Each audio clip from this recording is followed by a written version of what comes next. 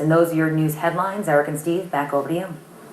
Thank you, Jackie. This morning, the countdown to a government possible shutdown ticking away. Less than 24 hours until our nation's capital closes its doors for the first time possibly in 17 years.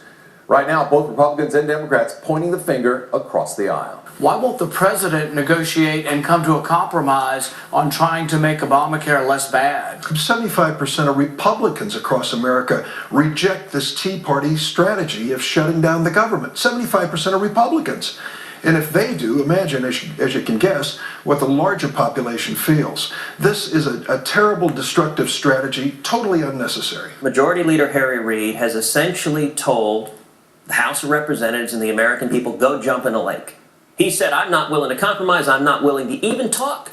We're now reading the Senate Majority Leader Harry Reid says that when lawmakers return today, they will reject an emergency spending bill from the House that calls for a one-year delay in implementing parts of the health care law. As both sides dig in, a shutdown seems certain. Is compromise at all possible? Joining us with a view from the trenches, Jeff Seaman from the Massachusetts Federation of Young Republicans and George Bachrach, President of the Environmental League of Massachusetts. Welcome to you both. Jeff, I'm going to go to George right away because he's old enough to actually remember the last time we had a shutdown, not just 95 and 96, but also 1981. What happened? I'm that old? Really? Yes, you are, George. Well, you know, the Republicans took a big hit on that. There's a real consequence to shutting down the government. People don't get the services they want. Government actually does perform a service. But this is a classic case of camp run amok. This is a case where the Republicans can't control their own caucus. John McCain and Ted Cruz are at odds. This is Republican against Republican, trying to figure out which end is up. Conflict within the party, Jeff, even though George doesn't remember the details, it was $21 million a day lost in the 27 days of 95 and 96. You might even be old to remember that. I was, and in 96 we picked up 2 Senate seats and held the House comfortably. So I think there's a bit of a revisionist history going on.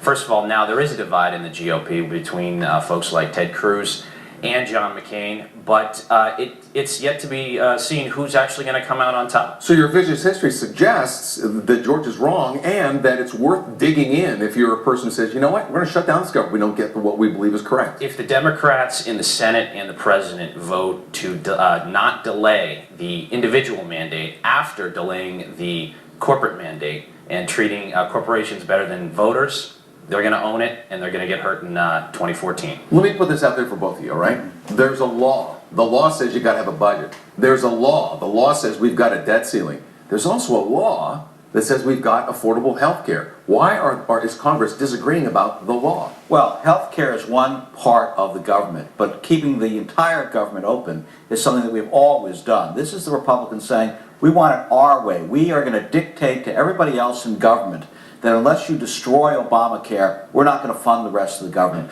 The Democrats could do that as well. I mean, if the roles were reversed, they could say, well, my pet project is X, and unless you do it my way, I'm going to shut down the government. That's not how democracy works. Well, we live in a constitutional republic, which there's a bit of a difference. But the Democrats passed Obamacare with completely Democrat votes. It was not a nonpartisan bill, which means no Republicans voted for it. But that's true of a lot of laws, isn't it, Jeff, truthfully? This is the most life-changing law in the history of the United States. More than Social Security? I'd say so, yeah. Well, that's the big myth that the Republicans will put out there. 90% of Americans will not be affected at all by Obamacare. You won't. You won't. If you already have your health care and your doctor, you're not affected. If you're on Medicare, Medicaid, VA, you're not going to be affected. So the narrow band of people that are neither poor nor elderly but don't have insurance. That's all we're talking about. But the Republicans hate President Obama so much that this is their last stand. Sadly, that'll be the final word, Jeff. We'll have you come back. We'll talk more. I appreciate it. Stay with NECN, NECN.com. We're going to follow the latest developments. Tick-tock, the clock's moving down. We'll talk about what's going on in D.C. throughout the day.